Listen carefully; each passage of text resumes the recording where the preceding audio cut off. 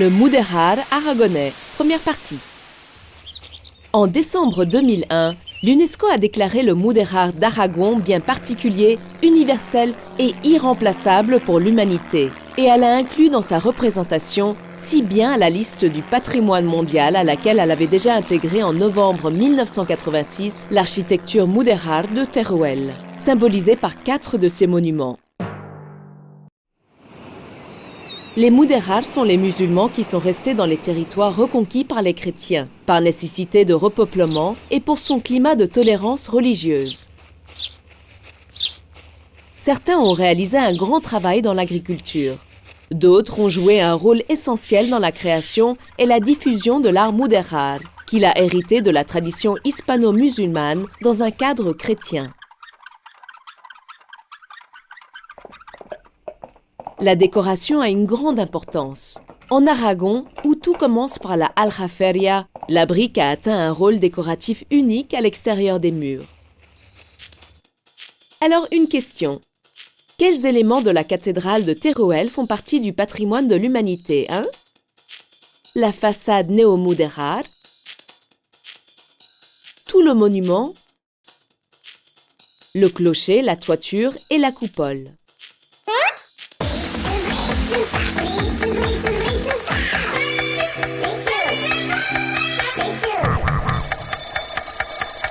Eh bien oui, ce sont les trois. Le clocher, qui est des monuments mudéjars les plus anciens d'Aragon. D'une structure carrée, sa construction a commencé en 1257, pour terminer ce qui était alors l'église romane de Sainte-Marie de Mediavilla. Dans celle-ci, nous pouvons voir un des plus grands apports du mudéjar de Teruel, la céramique vernissée fabriquée pour sa décoration. Plus tard, après avoir bâti les nefs de l'église, on a construit la toiture, un soffite en bois polychrome. Une œuvre singulière et véritable chapelle sixtine du mudéjar. Dans ses 32 mètres de longitude, elle inclut une décoration picturale très riche et variée. En 1538, pour illuminer plus encore le rétable mayor, le maître Martin de Montalban a construit la nouvelle coupole, conçue par le maître Juan Lucas Botero, également responsable de la construction des coupoles de la CEO à Saragosse et de la cathédrale de Tarazona. Voici l'église San Pedro, qui est une église fortifiée avec un clocher semblable à celui de la cathédrale. Dans la décoration extérieure de l'abside, il y a des pans d'arc mixtilignes et des frises de céramique vernissée. Juste à côté, il y a la chapelle avec le sarcophage des amants de Teruel. Les clochers des églises du Salvador et de Saint-Martin possèdent d'importantes différences avec les précédentes.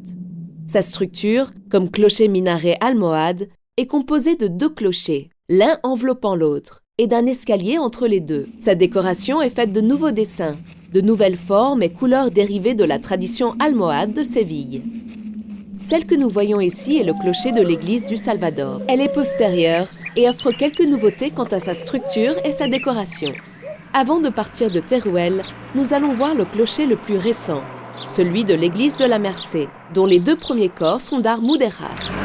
L'église de Sainte-Marie-la-Mayor de Híjar est un des rares exemples de mudéjar du Bas-Aragon. Bâtie au XIVe siècle, elle possède dans la partie de l'abside des contreforts inhabituels, sur lesquels il y a une magnifique frise en forme de losange encadrée par des coins.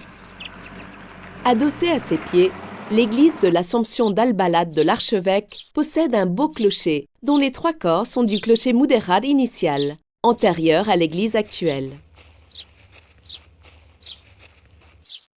Nous allons voir maintenant l'église de Saint-Jacques en Montalban, commencée dans un style gothique en pierre de taille et terminée dans un style mudéjar en brique.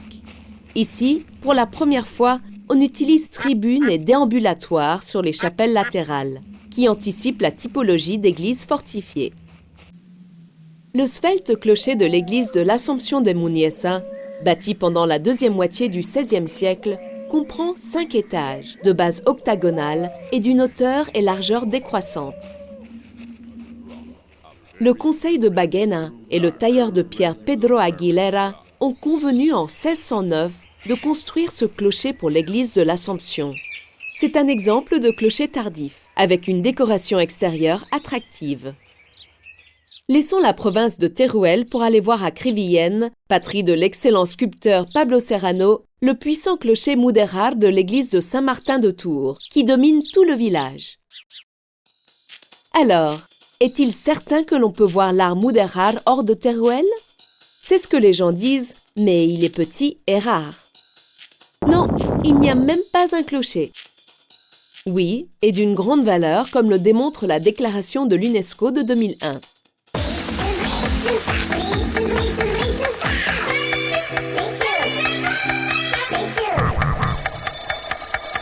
Eh bien oui, il y en a, et de grand intérêt. C'est pour ça que nous irons connaître le mudéjar de Calatayud et de sa communauté.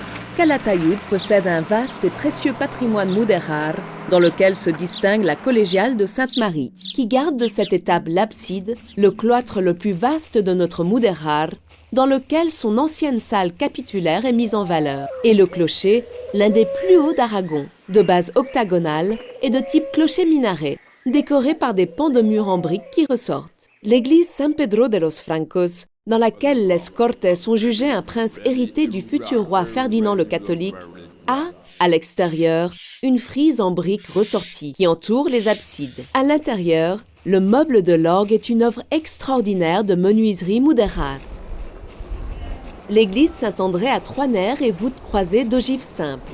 De structure identique à celle de l'église de Sainte-Marie, son clocher octagonal a un air harmonieux et délicat, grâce aux éléments qui la décorent. Enfin, dans la collégiale de Santo Sepulcro, il y a les restes de son cloître mudéjar, dont y demeure la moitié, un exemple de la typologie de ces cloîtres aragonais. Allons à Maluenda, où dans son église de l'Assomption, l'entrepreneur Youssouf Adol Mali a écrit « Il n'y a pas d'autre Dieu que Dieu ». Et Mohamed est son envoyé. Elle se distingue par son curieux ensemble de clochers-façades, et à l'intérieur, par son soffite qui soutient le chœur. Toujours à Maluenda, à l'intérieur des églises des Saintes Juste et Rufina, nous profiterons de sa décoration et de sa chair, d'une grande beauté, qui joint la tradition hispano-musulmane et gothique flamboyant. Les guerres frontalières avec la Castille de la moitié du XIVe siècle ont ravagé les terres de la communauté de Calatayud. C'est pour ça que l'on a construit des églises fortifiées, propres à notre mudéjar, avec une base robuste, des clochers contreforts et des tribunes défensives, comme celle-ci de Saint-Félix à Torralba de Ribota, qui nous vient avec une grande pureté sans trop de changements. 1426, journée édifiée par Mohammad Rami, avec Dieu. Ce message a été inscrit dans le plâtre par l'entrepreneur préféré du pape Luna, dans l'église fortifiée de Santa Tecla de Cervera de la Cañada, dont l'intérieur est resplendissant, grâce à une décoration belle et variée, des peintures aux murs, des voûtes et autres éléments, des plâtreries et un soffite polychrome. Mao Makalaori a laissé sa signature dans l'église de Sainte-Marie de Tobed, promue par l'ordre de Santo Sepulcro. Parfait exemple d'église fortifiée, sa façade est magnifiquement décorée par des briques qui ressortent et de la céramique vernissée. L'intérieur nous offre des plâtreries splendides et variées, des peintures sur des voûtes et des murs et un soffite richement décoré. Voici l'église fortifiée de Notre-Dame del Castillo, à Aniñón. Elle nous montre un mudéjar attractif, avec une curieuse division de franges verticales et horizontales. Celle-ci, c'est la paroisse de Saint-Martin de Tours, à Morata de Jiloca.